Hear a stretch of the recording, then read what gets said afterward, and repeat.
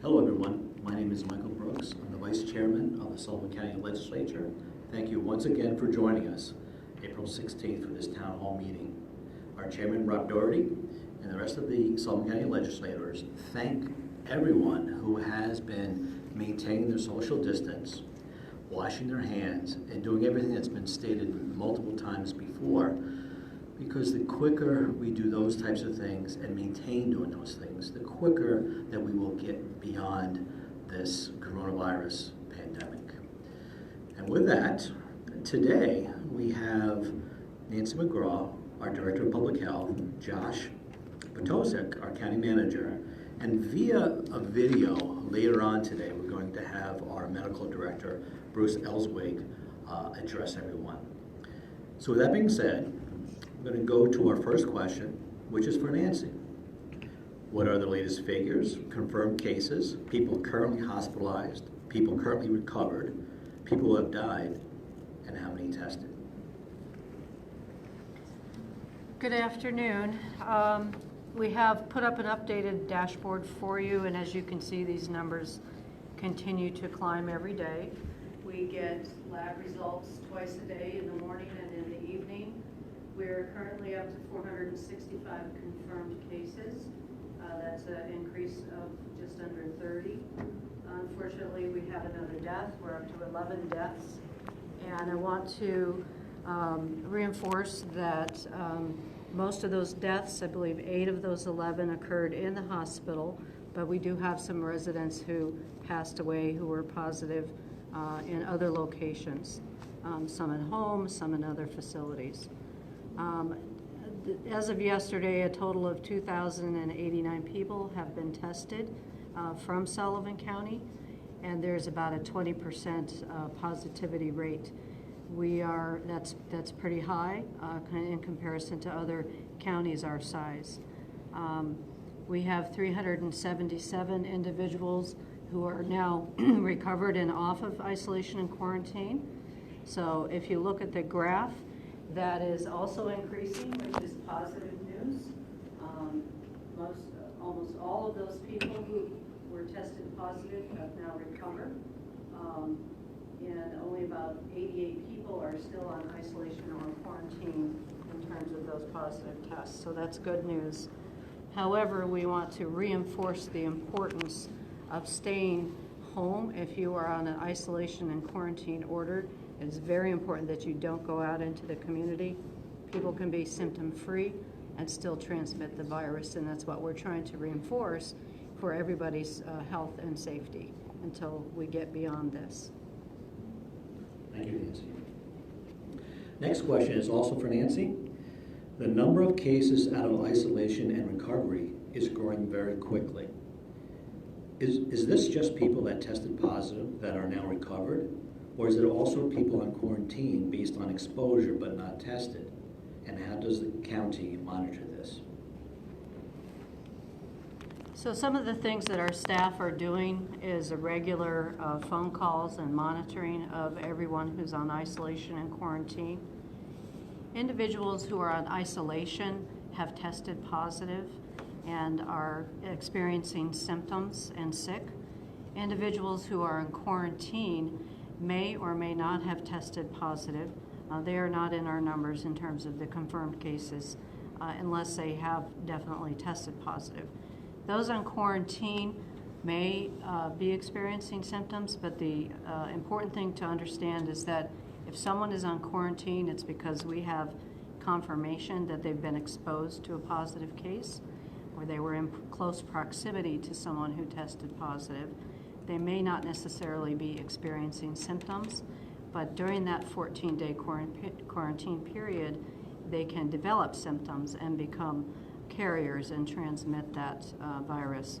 So it's very important that if someone's on quarantine as well, that they stay home.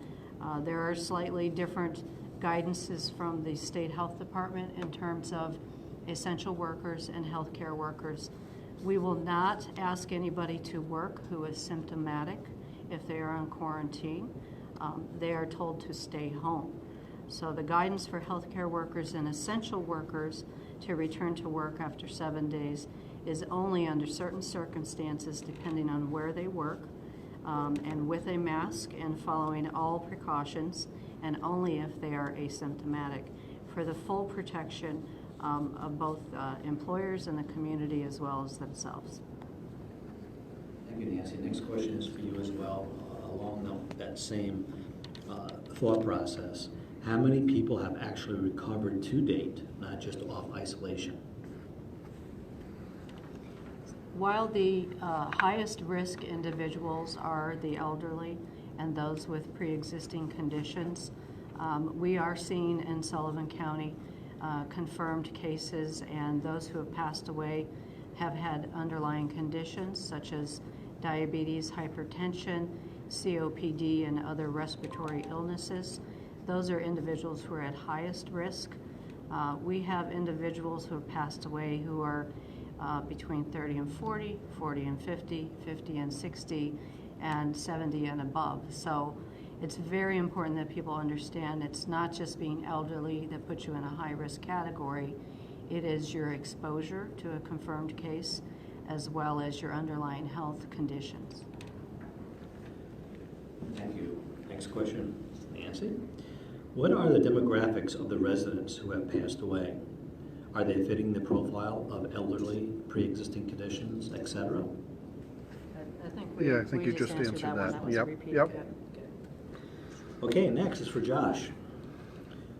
Why is the county refusing to list the confirmed cases of the virus on a town-by-town basis? And the question ends by what is being hidden. And before I go to Josh, I just want to say that part of the reason we're doing these Facebook streaming events, these town hall events, is to be open to the community. There's nothing being hidden. There are decisions being made based on the data that we have. So with that being said, I'll go over to Josh. Thank you, Mike. Good afternoon. Obviously, listing of cases by town is certainly something that both being debated internally about the usefulness of the data, but also across the state. I think you can see some of our bigger Hudson Valley counties to the south and east of us have been publishing data, while you go north to some of our more rural counties, but even some of our bigger populous counties, such as Albany, aren't publishing data. So it's a decision each county is determining on their own, with the professionals, public health, emergency management, and the like, determining the usefulness of the data. So why we've kind of chosen not to provide that data is a couple things. Really, we don't want to unnecessarily alarm people if there was a large population of people in one town that had it. Or likewise, we don't want to have people feel overly secure that we may only have a handful of cases in a particular town. That means I can go out and about and leave and not, other than going on for essential trips. So the data in of itself doesn't provide alarm, or shouldn't provide alarm or comfort on your security and your health in going out into the public.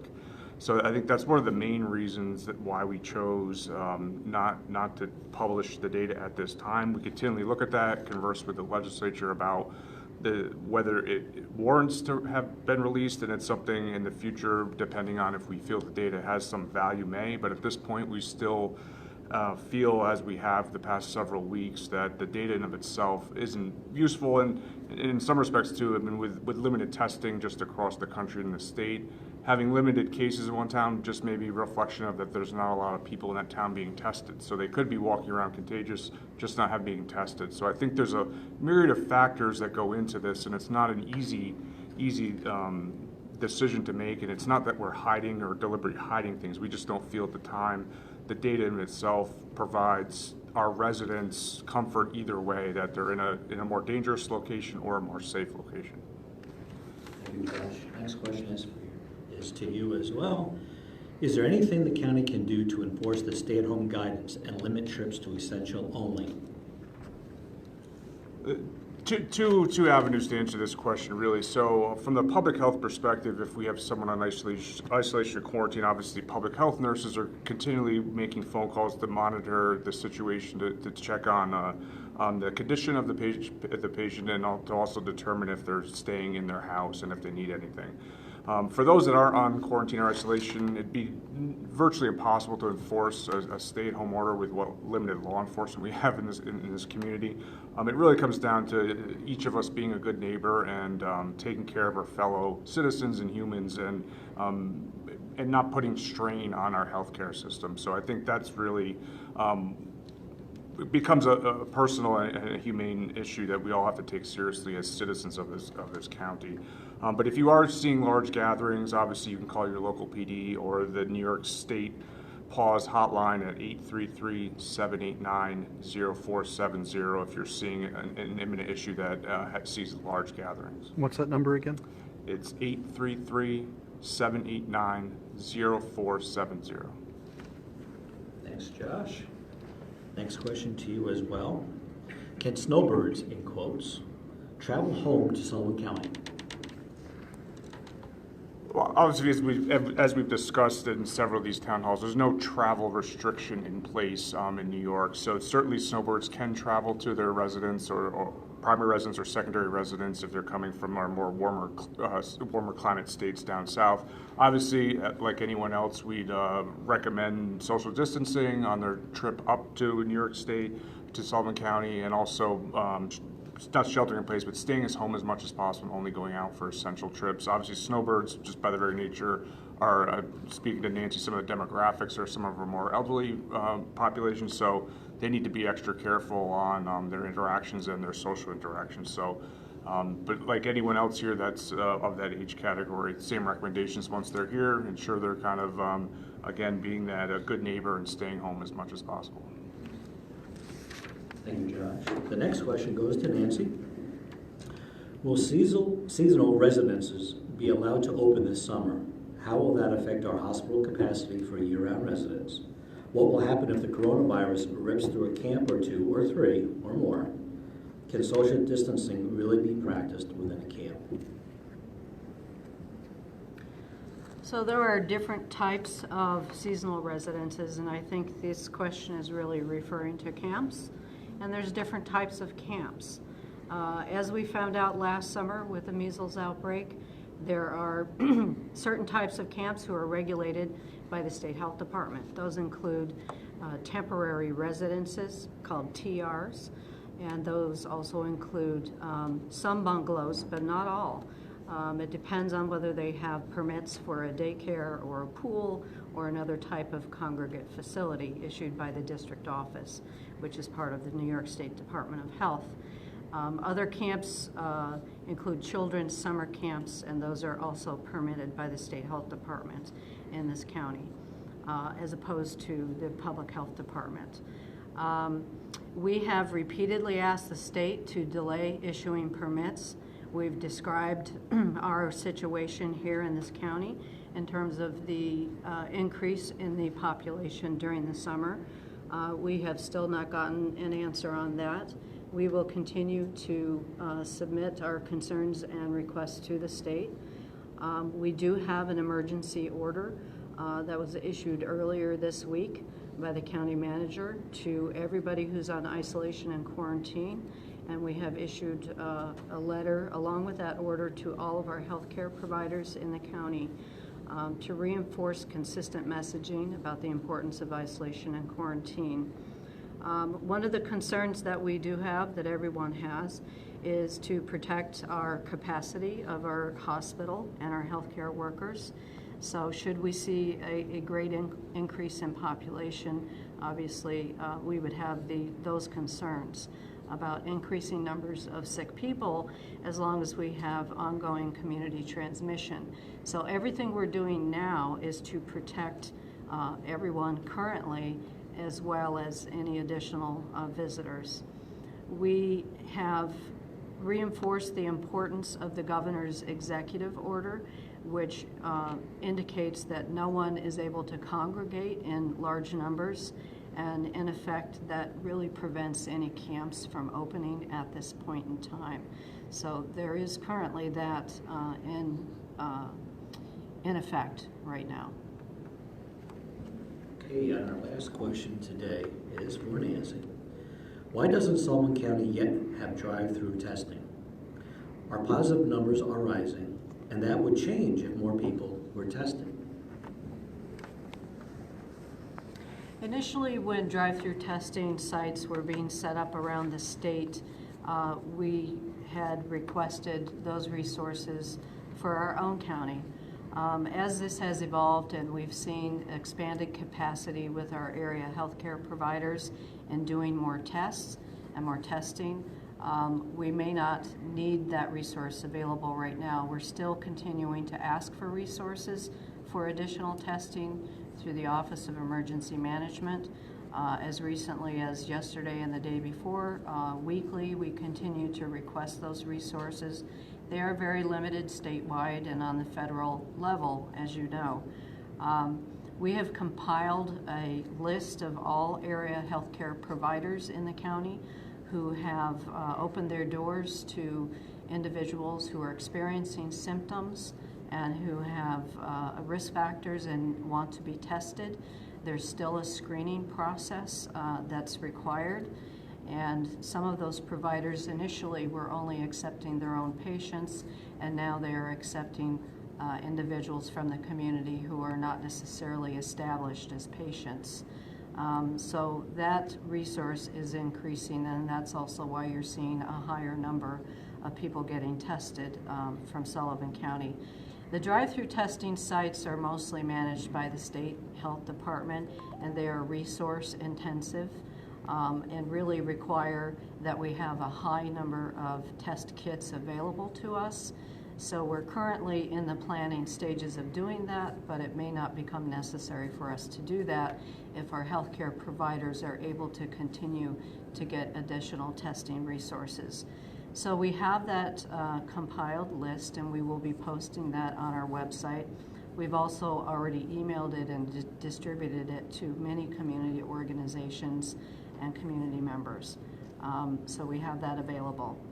So in order to talk a little bit in more detail about testing, because many people have questions about that, we have asked our medical director, Dr. Bruce Ellswig, to talk about that, and we have a pre-recorded video to show you, and Dr. Ellswig will be talking.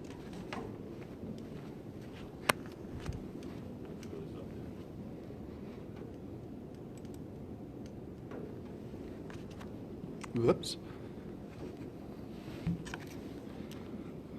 Yep. It was set up correctly before. Hang on just a minute, everyone. Typical. Well, that's on. Yep, we're on there too.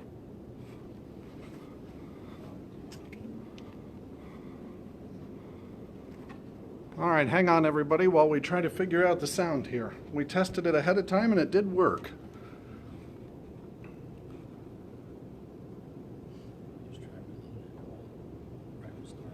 Yeah, I'll try reloading that here. Hang on just a minute. There we go. As you know, we're dealing with an incredibly difficult situation with the COVID-19, and it's an ever-moving target, both to diagnose, and there is no specific treatment at this time for it. We are endeavoring as a public health organization to provide the best possible testing at the best possible places for our citizens in Sullivan County. But as you all know, this is a very difficult situation with limited supplies for testing, limited personal protective equipment, and limited sites. We do have Catskill Regional Hospital as a site for testing. We have Crystal Run Healthcare, which is now accepting non-Crystal Run patients for testing. And we have Hudson River Health Center, which is also testing people who are not their patients. We are struggling to get approval for an alternative test site as well. We realize that access to testing is a critical issue across our county since we are so widely and sparsely populated, and access is always an issue for any testing. We're also limited as far as the ability to test based on the criteria that are set forth by the State Department of Health and the CDC, as far as testing only when symptoms are present. In the perfect world, we would have testing available to everyone, so we would know who are the asymptomatic carriers and who have recovered completely from the virus, so that we have a resource to gather information and to provide a resource for developing treatments for the disease. The antibody testing, which has been touted as the next step in providing diagnostic information, is unfortunately not widely available at this time. And although the door was open for developing these testing materials, the products that were developed are so far not entirely adequate. So we are limited as far as access to the antibody testing.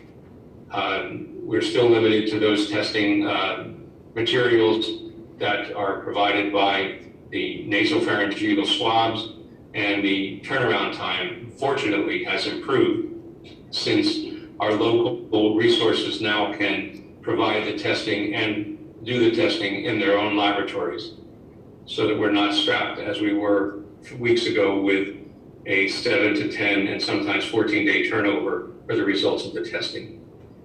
Again, we're dealing with a moving target. We in Sullivan County have experienced increasing incidences of the disease, and unfortunately increasing deaths associated with the disease. We are fortunate in that we are practicing social distancing, and hopefully all of our citizens are providing themselves with appropriate masks, whether they're cloth masks made at home or masks that they can purchase. And they are using appropriate hand washing for 20 seconds when they wash their hands, and as a secondary measure, using hand sanitizer. The hand washing is the best way of doing this. Limiting your social contacts is critically important, and staying at home is vital. This is really the only tool that we have in flattening the curve, which, as it seems, is being done in critical places such as New York City and other places in our state, as well as in the country. This hopefully will lower the incidence of the active infections at this time, and allow time to develop the appropriate treatments and vaccines for the disease.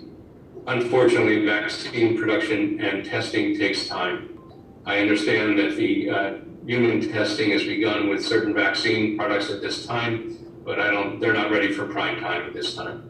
And I would suggest that it'll be months or even up to a year before we can have adequate and safe vaccinations for the disease itself. We're doing a full court press in our county to protect our citizens. We understand that there is disparity in the presentation of disease based on access, as well as what seems to be a racial preponderance of the disease. This is multifactorial and as yet not totally explained. Proximity, access to healthcare, all of these factors, finances, transportation, all of these play roles in the access to the testing and appropriate treatment. We hope that people who have the typical symptoms of fever, cough, respiratory distress, sometimes the loss of taste or smell, will seek the appropriate attention for the testing and have the ability to access testing in their neighborhoods or in their communities. And we are, as a community health organization, public health is working very hard to make sure that the access is adequate for our citizens. Do you have any questions for me, Dan? No, I think you answered everything I was looking for. I think the only question I think you answered it was who should seek testing, because everybody wants to be tested, basically. But at this point, my understanding is people who are exhibiting symptoms and are in a high-risk category are the ones that are being tested. Or has that changed? Is it getting tested? The appropriate PPE for those people who are doing the testing, and you're correct in saying that it is at this time symptom-based.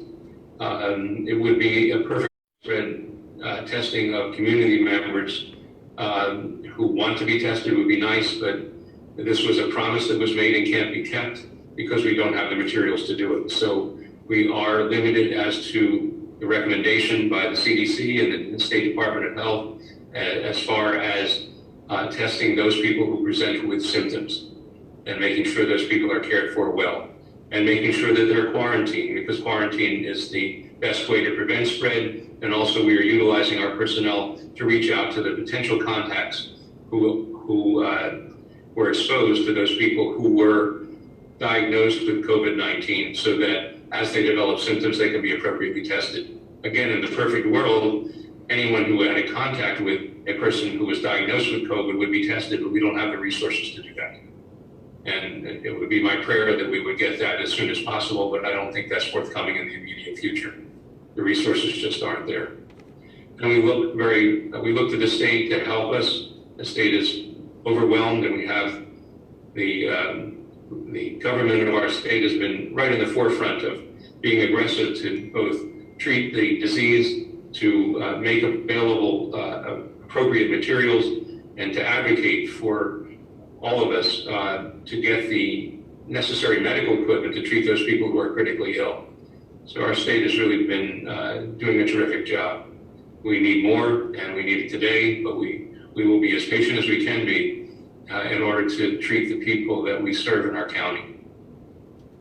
In the meantime, what do you recommend people who are asymptomatic but wondering if they might have COVID? What should they do?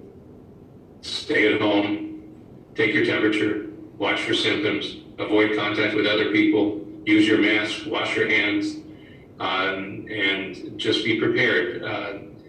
Be vigilant, keep your distance from people that you maybe need to be close to at the supermarket.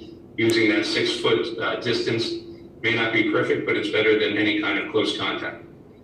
And the supermarkets that I've been in when I've had to go out and get groceries for myself or my mother, who is going to be 93 next week, have been really working very hard to keep distance between their customers so that the risk of spread is minimized. And even the cashiers have barriers. They are wearing masks and gloves. So I think that our community is doing a fairly good job in allowing access to getting the necessary supplies that people need, as well as protecting those customers who come into the stores. The other thing that's really important is that we need to be attentive to our neighbors who may not have access to food. We need to care for those people who don't have the resources to get their food and the items necessary to sustain their well-being at home. So if you have a neighbor who may not be able to get out, think of them, call them, be sensitive to the fact that social isolation also can lead to depression and other emotional issues. And if you know a neighbor that hasn't gotten out, give them a call. Be sensitive to the people around you as far as your exposure and their exposure to you, and just be careful, be aware of the community as a whole. All right. Thank you, Dr. Ellswick, for joining us. I appreciate it. My pleasure, and you have a great day, and please stay well. Be careful. Sure. Okay, the Sullivan County Legislature once again thanks Dr. Ellswick for joining us on this town hall event today. One thing I wanted to I'm going to set aside COVID-19 and the discussion about that. I want to shift gears real quick because this is the census year. It's the census time of the year. And most of you by now, I'm sure, have gotten the forms in the mail to either fill out by mail or going online. It's so important that if you haven't already, to fill out those forms, because the federal funds and the representation numbers of the county are based on the numbers that are derived from the data that is submitted by the people of the county. So it's very important that gets done. The last go round 10 years ago, our numbers were really poor and one of the worst of the counties in the state. So let's try and change that this time. And with that, I'd like to thank our county manager, Josh Potosik, and our Director of Public Health, Nancy McGraw, for once again joining us and providing us with some valuable information on the trying times that we're in the middle of right now. So let's all continue to do the social distancing, the washing of the hands, and because, like was mentioned earlier, the more we do this and for the longer we do this, the sooner we can get back to normal. I know it's very difficult. People, we like to be out and about. We like to move around. And, we do these right things now, and we'll get there. And sooner rather than later if we do the right thing. So everyone, have a good afternoon. Be healthy. Bye for now.